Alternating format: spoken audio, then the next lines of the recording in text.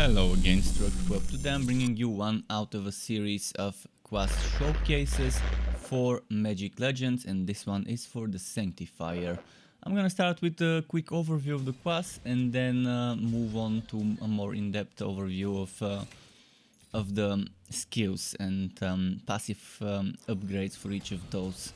So the Sanctifier is equally adept at smiting foes with searing bolts of light as they are with mending the wounds of fallen comrades. Summon 4 angels, paladins and those dedicated to a noble cause to protect you in battle while you lay waste to your enemies with righteous light. This class has synergies with the white mana type, but just like any other class can use decks with spells of all mana types, up to 2 different types of mana, colors of mana in the deck. The class has 2 permanent passive bonuses, which is plus 500 sorcery healing potency and plus 250 sorcery damage potency. Each class has 3 plus 1 active abilities that help define that character alongside a set of passive abilities and a passive trait. The active abilities are a spammable primary attack combo, a secondary attack that has a cooldown, and a utility / escape mechanic skill, alongside as well an ultimate spark power. Out of those 4, the ultimate is unlocked at level 6, while the other 3 can be used as soon as you start the game. There's also something called mana search, which I'm gonna talk about in a moment. Let's first talk about the active abilities.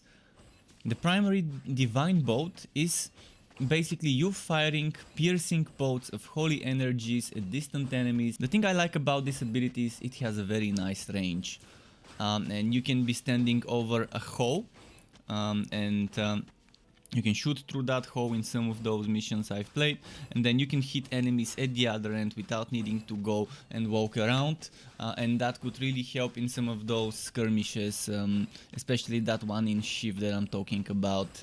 So it's pretty decent and I really love that primary ability. It's probably one of my favorite primary abilities across all classes. The Sanctifier's secondary ability is called Wave of Radiance, and there's another Wave of Radiance which you would see in a moment.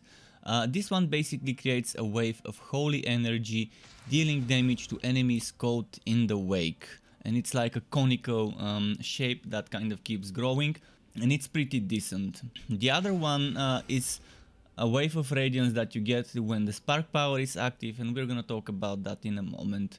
Now the utility skill of the Sanctifier is called Salvation, and it's basically doing something like a buff. You gain a devotion counter. You and creatures you control are healed. Upon receiving 4 devotion counters, create a 4/4 white angel token with lifelink for 20 seconds and you remove all devotion counters. So that's pretty interesting utility, and there's ways to implement it in your builds to use it more often and to use it at the right times, but in general it's not something super hard to figure out how it works. It might seem a little bit confusing with those devotion counters and having to remove them to consume them, but it's pretty straightforward once you think about it. Now spark power. The spark power is called an Angelic descent, and it's amazing. It looks amazing. When you activate it, it starts consuming 60 spark meter per second, and you summon 5 4/4 white angel creature tokens with lifelink.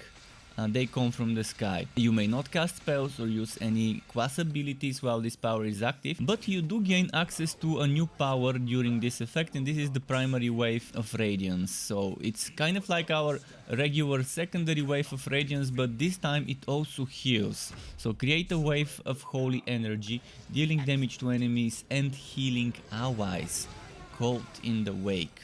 And you can just spam this, no cooldown. You're just spamming this as much as you want while your spark power is active. This class only gets this as an ability. Some classes get 0 abilities during their spark power, others get 2 or 3. This one only gets this one, but it's a serious one, and you can just keep healing and dealing damage at the same time.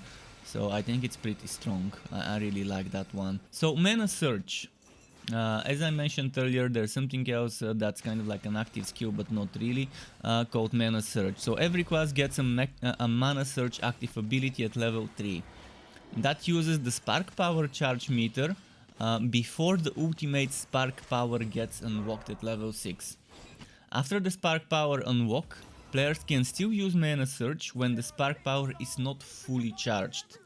Or even if it's fully charged, you can still use it. But yeah, Mana Surge gives the following buff.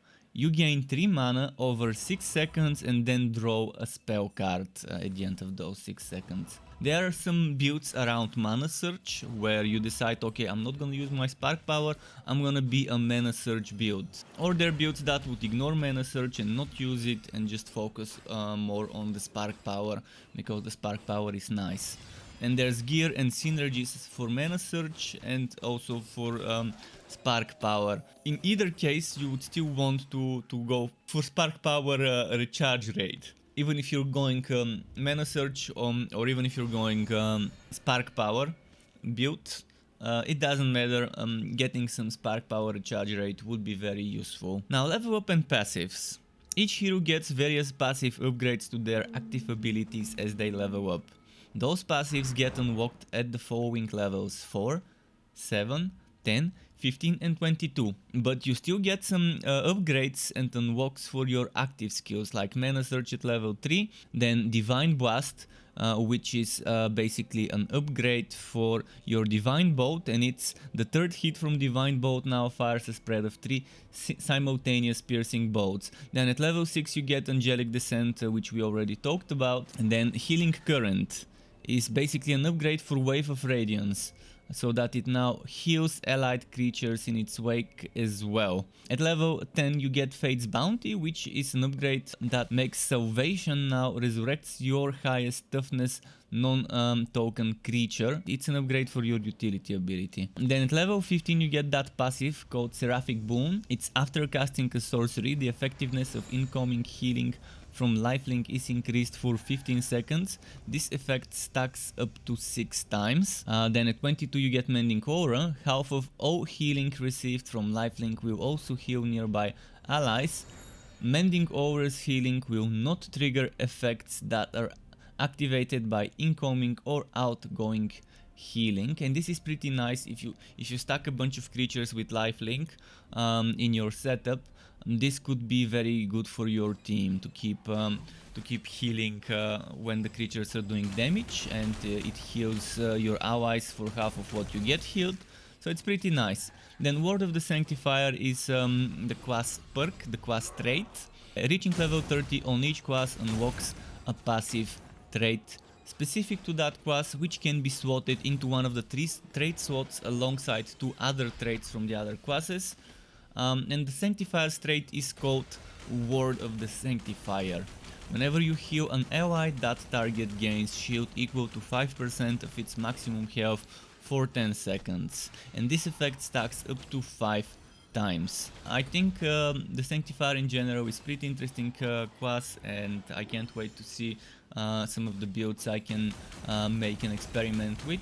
Hopefully this was all helpful information, and it kind of helps you figure out whether the Sanctifier is your kind of class. To get notified when I upload more content for this game or other games like this one, which would be wooters of all varieties, isometric, third-person ARPGs, wooter shooters and all sorts of wooters like that, you could subscribe to my channel and hit that bell button to not miss out on my content updates. And optionally, you can even join as a member of the Struck Club on YouTube as a channel member to get access to exclusive perks such as special emotes custom made by me, special badges custom made by me that represents how many months you have been a member for, as well as opt-in of editing tutorials that I can give for Photoshop, Adobe Premiere, as well as shoutouts and things like that. And I would like to use this part of the video to thank all my YouTube members and Twitch subscribers. Thank you for supporting the channel and keeping me going. Thank you also for watching this video, everyone. Keep it cool, Struck Club. Until next time, and goodbye.